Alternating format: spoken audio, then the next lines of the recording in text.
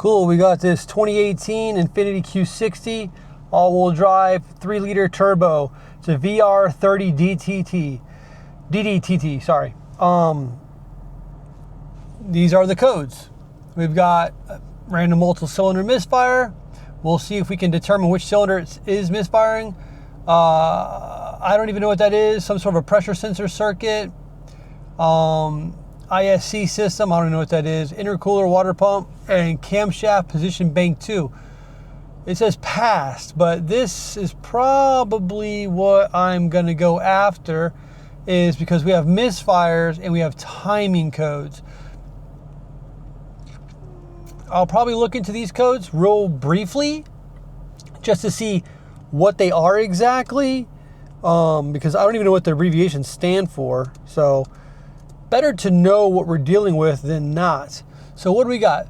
P0106, right? Let's run that. P0106. What does that bring us? Something to do with the turbo.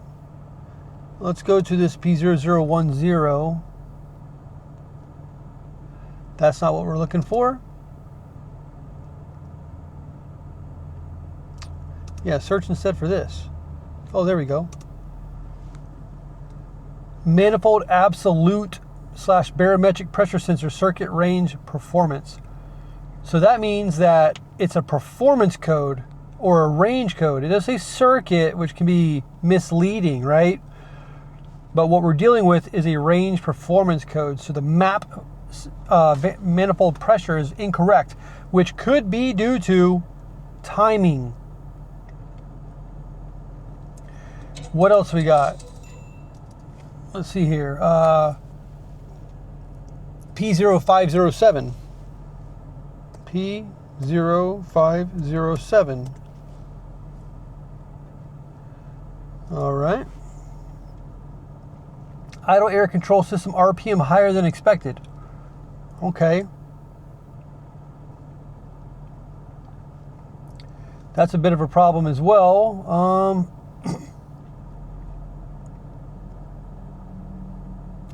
Confirm idle air learning volume, but I bet you it will fail because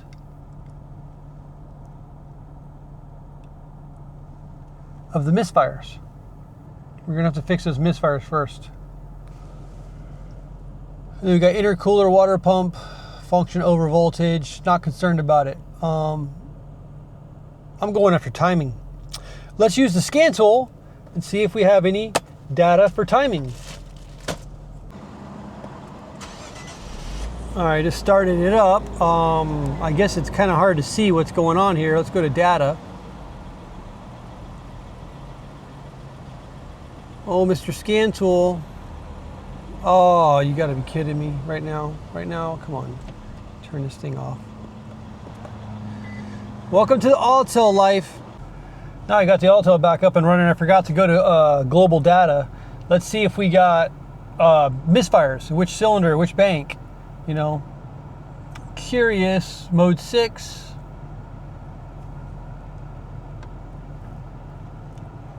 Infiniti.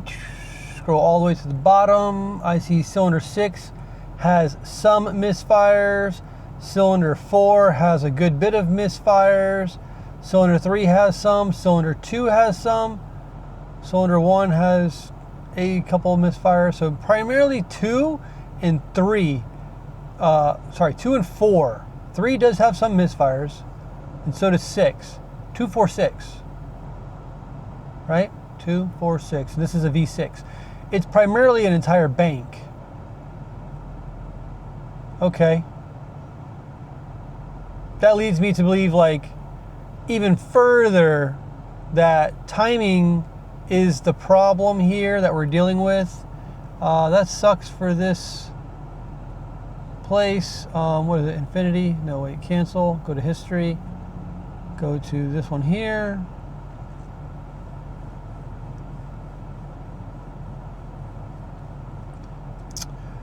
Back to ECM. And what we're going to do is I'm going to start it up and we're going to select data PIDs. We're going to get go to all signals. I skip through all these on-offs and these basic things when I'm doing drivability. I always look at my coolant temps, you know, air-fuel ratios, atmospheric compression. Okay, that's fine. Temperatures are always important. Fuel pressure is always important. Timing, intake, valve timing, bank 1, bank 2. Air fuel adjustment probably is good to have. Air fuel, no, this is voltages. I don't care about voltages. That's not for me to understand. What else do we need? Fuel pressure is pretty important. Mass air is pretty important.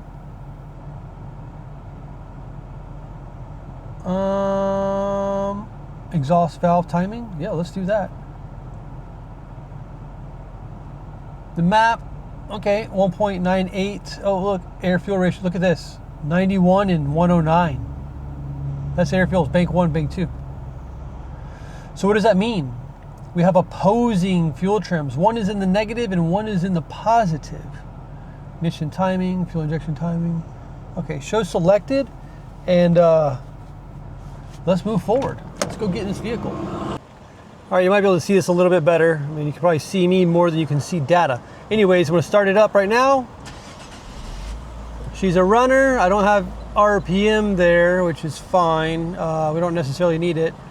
If we look at our fuel trims here, they're both positive right now, like way positive. Anyways, let's just, I'm gonna turn on the air for now. This is hot. It's a scorcher. Mass airflow sensor, we're gonna go ahead and swap that over to grams per second right now. Woo! I don't know what this air fuel adjustment means. I mean, maybe that's, I don't know. It just sounds good, so I select it as a data PID, but some of these aftermarket data PIDs are nothing. You know, they're just, I don't know what they are. They're just nothing. Fuel pressure sensor is 400. I mean, that seems a little low to me, but maybe it's correct.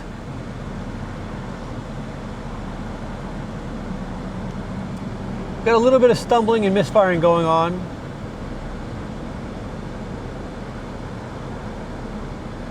I'm just waiting for the fuel trims to start fluctuating. Oh, there we go.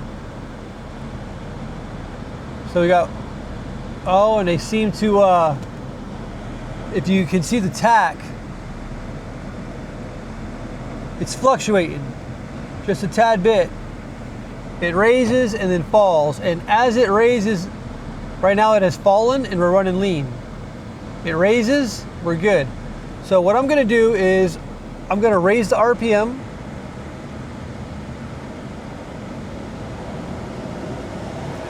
Keep it right around 2,500 if I can.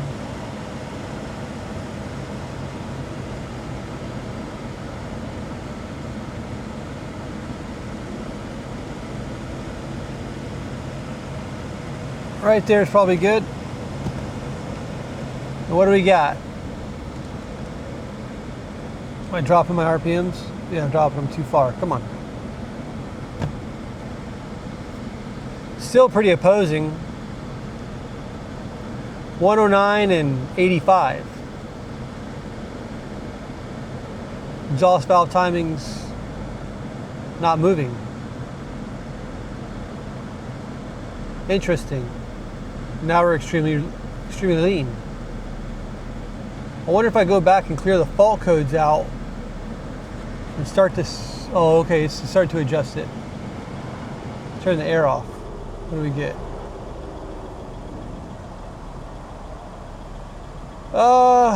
Now it appears we either have a fuel pressure problem because we got two lean banks, or a timing problem as well. Let's see.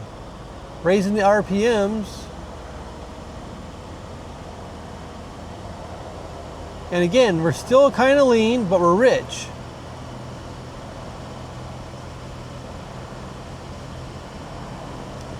Like pretty far rich.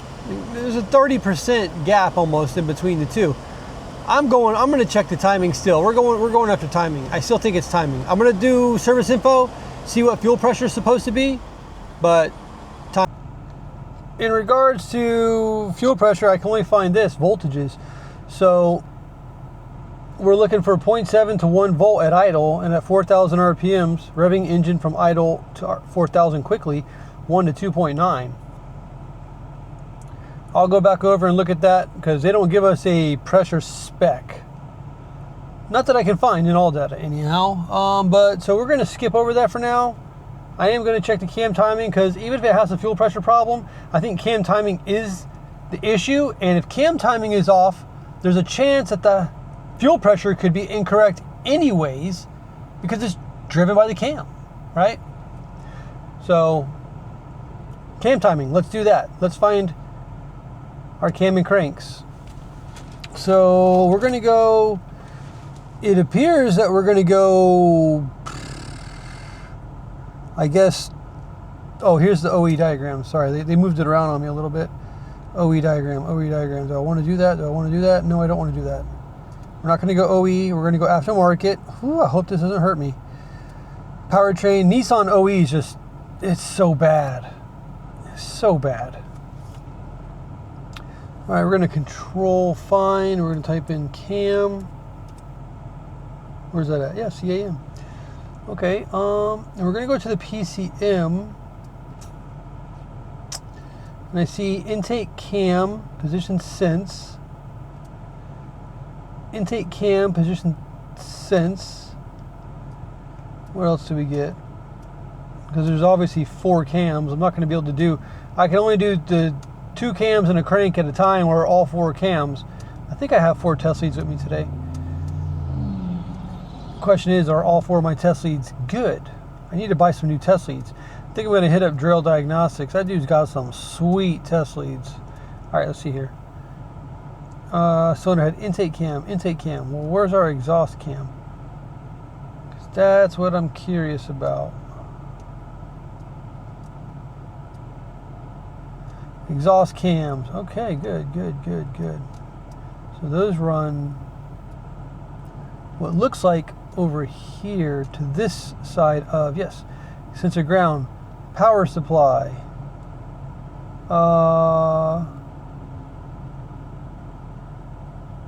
right, we're gonna have to highlight this one, and oh, well, this one says intake and this one says exhaust. So what are we dealing with here? These are shared, so this is not shared. This is not shared. Okay.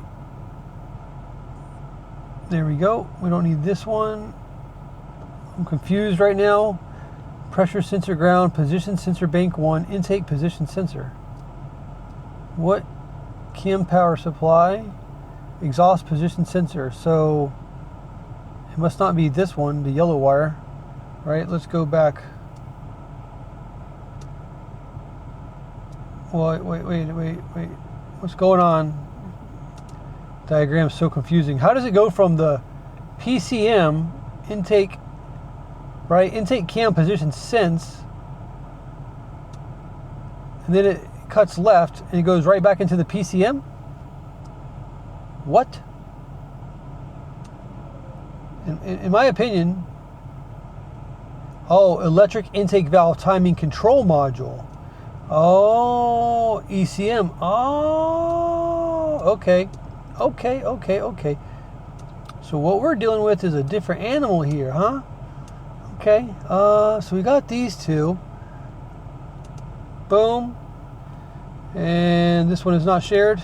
So what I'm doing is I'm looking at, you know, it's not labeled here which one is the power, the ground, and the signal, but I can see that this is a shared circuit. This is a shared circuit between both sensors. So that's going to be either power or ground. This one here is not shared. This one here is not shared. So those are going to be our signals. That's what we're doing with that. And that goes to ECM here. So we got ECM F143. And then we have, what else? We have ECM, again, F143. Okay, so we're gonna need, oh, we need the crank. Let's go crank.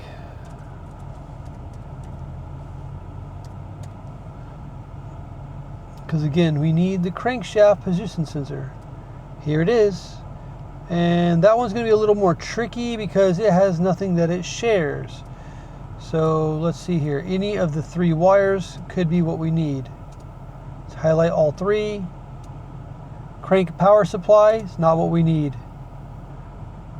And then we have, why do we have 2 crank position sense wires?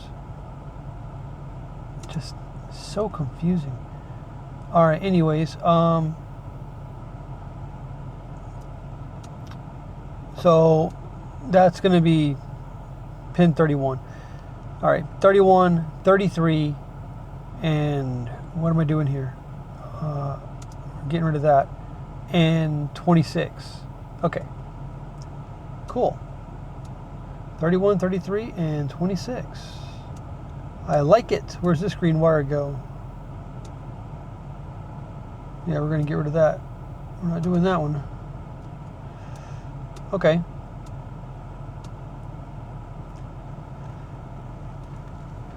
So we're gonna do one side first. Probably this connector.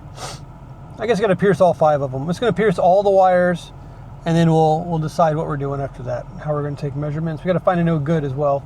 Hopefully my good friend Ray has posted some.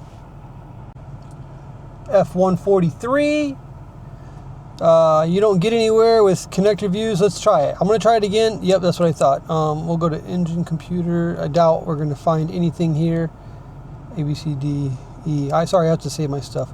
Oh, look, I'm wrong. F143. Wow. Normally that doesn't work with Nissan. Maybe it's an update. I'm not sure. Okay. So terminal side, harness side. Okay. At least it shows me the size of the connector is pretty big. It's not the small one. So, and then pin number 1 is going to be a red colored wire. So let's get out there and figure it out. Indeed, the key is off. So next is going to be, let's pop out this joker, get it out of my way. The Nissan latches are designed pretty well. They generally work good and you don't have to worry about them breaking. I still like to do my rocking and pulling. This one could be what we're looking for. I'm not sure. Let's see. Push this tab in right here. It's going to lift up. It looks like everything, which I not really like, but that's what we got. And it says harness side, pin number 1 is red. Okay, so maybe that's not the correct connector. Let's go here.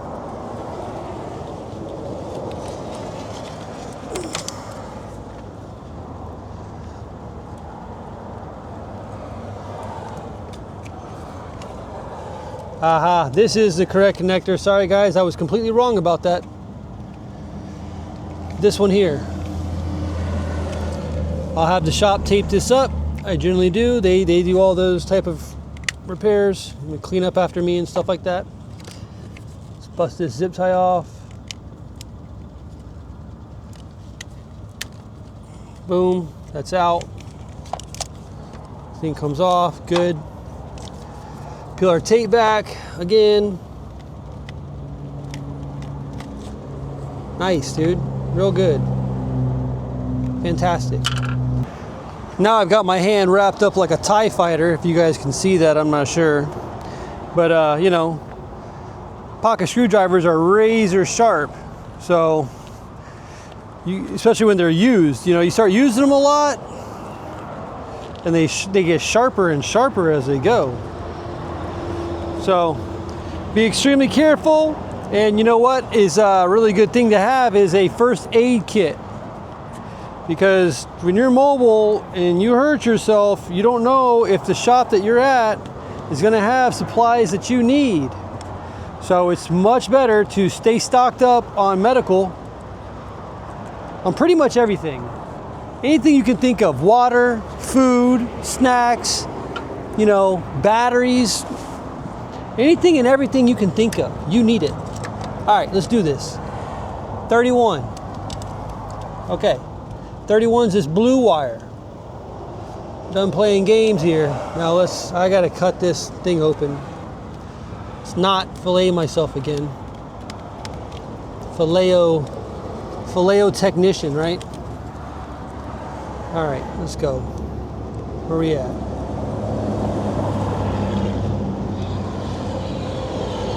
That's can't be right. 1, 2, 3, 4. 1, 2, 3, 4, and then a blue wire. Why is it a twisted pair of wire? Intake, cam, crank sense is white. Nope, sorry. It's a white wire. It's this wire here. Okay, that's fine.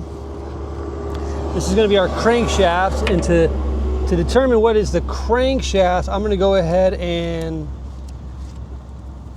use the Phillips probe on that one, because that's crank. So then I'm going to do, let's see, what's the best way to do this? For each bank, or no, for the intakes, I'll do red.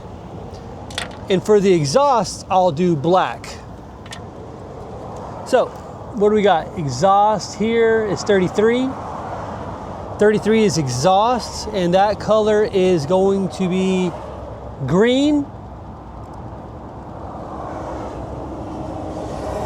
And that one is directly below.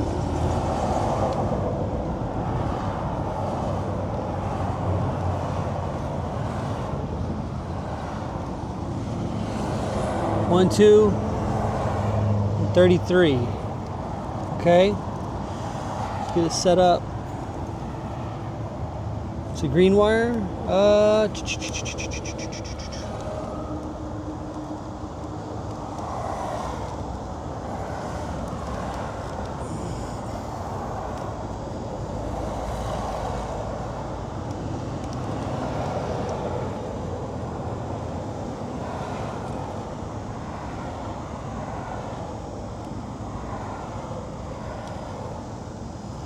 This one right here.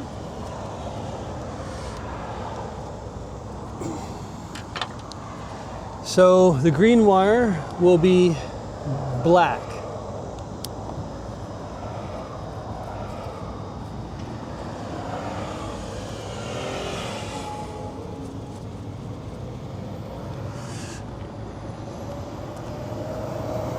And then we got light blue is pin 26, which is intake. It's going to be red, pin 26. That's going to be on the bottom. Pin 26. 1, 2, 3, 4. Light blue, right? Let's get it. Where you at? Light blue.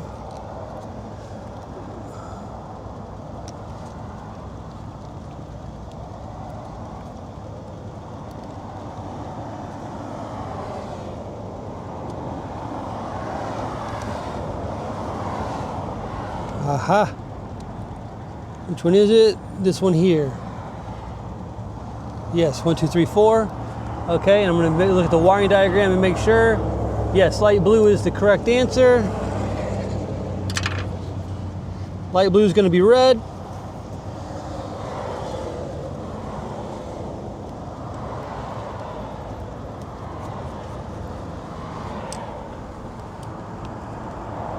And that was intake. So now we're going to go over to our other connector view here. And it has intake, since bank 2, since bank 1. All right, what color is intake?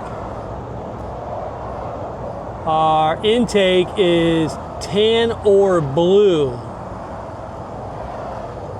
which is 77, tan or blue.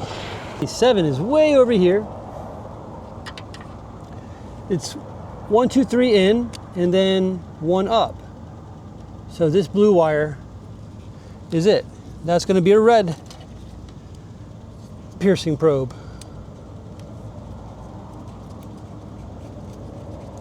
All right, and then our final one is going to be the last exhaust, which is bank 2.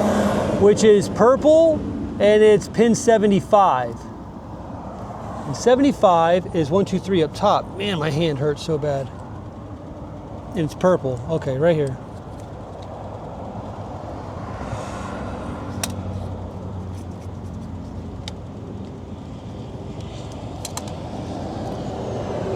All right.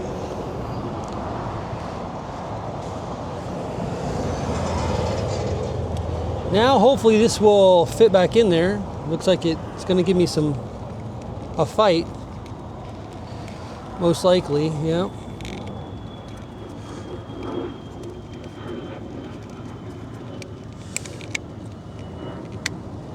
Okay, good, good, good. This is all good signs, good signs. Now we're going to plug back into our ECM if we can. Yep. Good. Back into our ECM here.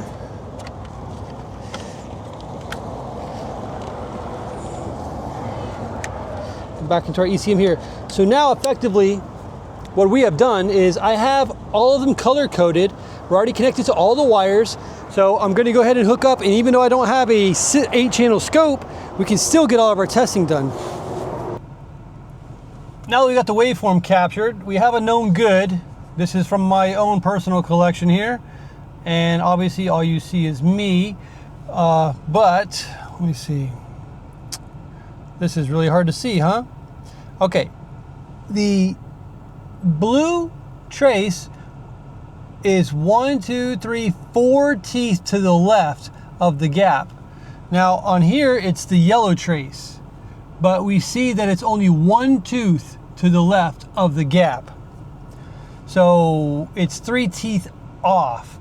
Now the other one, which is I believe it's the intake, is we have it lined up over here on this falling edge, which is 1, 2, 3, about 3.5, and then we have it, whoops, lined up over here, which is 1, 2, 3, 4. So it's about a half a tooth off on that falling edge there.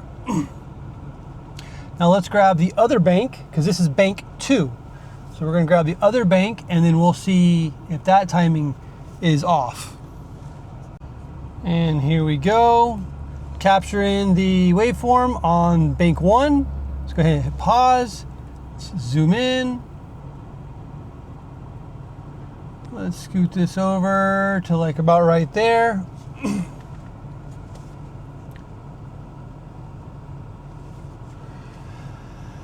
Now on our known good, it appears that it's